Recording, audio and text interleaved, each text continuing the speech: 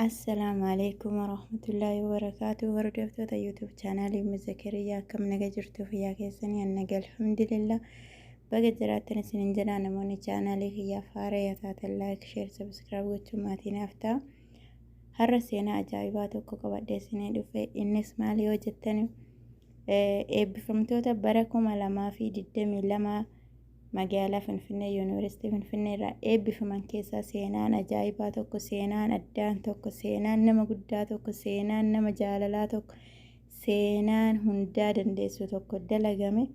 Innis maali yoo jettanii akkuma suuraa irra argitan kana mucaa kanaa fi yoo akkana ilaaltan nama miskiina nama waan takkayyuu hin qabne irratti xiqqaa namaa fakkaachuu dandeetti. Garuu irra guddaa namaa, irra bareedduu namaa, irra jaalatamtuu namaa, irra kabajamtuu namaa haadha jaalalaa. Haadha jechuun waa hunda, haati jaalala maqamaa isiitu. Haati jechuun waan addunyaa tanarra yoo haati si eebbifte eessumallee gahuu dandeetta. Hamma feete osoo addunyaan si jibbitee haati tantee si eebbifte bakka feete gahuu dandeetta. Sababbiin isaa yoo haadha abbaan keessan isinitti gammadan rabbiinillee isinitti gammadaa jechuudha. Egaa mucaan kun haati isaa hiyyeettiidha. Waan takka hin qabani qoraan gurgurtee mucaa kana barnoota isaa jalqabarraa kaastee hanga sadarkaa yuunivarsiitii geewutti eebbisiiftee barsiiftee namaa gadi hin ta'in jettee waan qabdu humna ofiitti kutattee mucaa kana barsiiftee hamilee guutuudhaan jechaadha.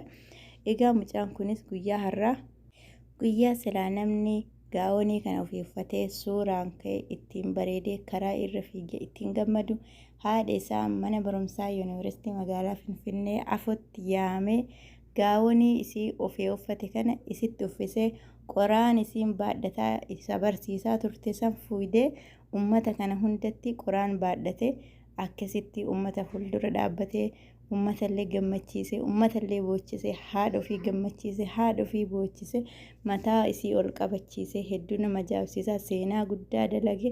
Seenaa namni kamiyyuu irraa barachuu danda'u dalage jechaadha. Yoo namni irraa baratu jiraate dhugaa rabbi namni tokko haadha ofiiyyuu qabee karaa wajjin deemuu ni qaanfata ni saalfata. Inni garuu yuunivarsiitii afoo fidee haadha ofii haala kanaan sapiraayiz godhuu caalaa wanni nama gammachiisu hin jiru. Namoonni qabeenya qaban haadha ofii hin yaadatan, sapiraayiz hin godhan, waan takka illee haadhaaf haati kee fi eessallee akka jirtu hin beekan. Garuu namoonni hiyyeeyyiin, namoonni miskiinni harka isaaniitu miskiina malee sammuun isaanii baay'ee dureeyyii, sammuun isaanii kan nama kamiitu ol, sammuun isaanii beekumsaa fi qabeenya guddaan kan guutamte jechuudha.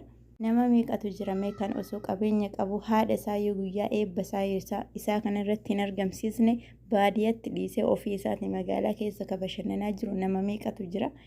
Namoota akkasiisaniifis namoota haadha isaanii dagataniifis fakkeenya guddaa ta'e wallaahi barnoota hedduu irraa fudhattan jedhee yaada. Anillee isinillee viidiyoo xiqqoo ititu jira isa isin agarsiisaa hamma dhumaa nafaana turaa daawwadhaa isinin jedha. ያስተማረች ኢትዮጵያ ኖራት አላስተማረችም። ሀገራችን ኖራት አላስተማረችም። እየተሸከሙ ያስተማሩ እናቶች ናቸው። እየታገዱ ያስተማሩ እናቶች ናቸው። ዛሬ አምሮብን፣ ዛሬ አጊጠን፣ ዛሬ ለብሰን ስንታይ ብርቶች ሆነን ሳንሆን ብርቱ የሆኑ እናቶች ስላሉ ያስተማረች ኢትዮጵያ ኖራት አላስተማረችም። ሀገራችን ኖራት አላስተማረችም። እየተሸከሙ ያስተማሩ እናቶች ናቸው። እየታገዱ ያስተማሩ እናቶች ናቸው። ዛሬ አምሮብን፣ ዛሬ አጊጠን፣ ዛሬ ለብሰን ስንታይ ብርቶች ሆነን ሳንሆን ብርቱ የሆኑ እናቶች ስላሉ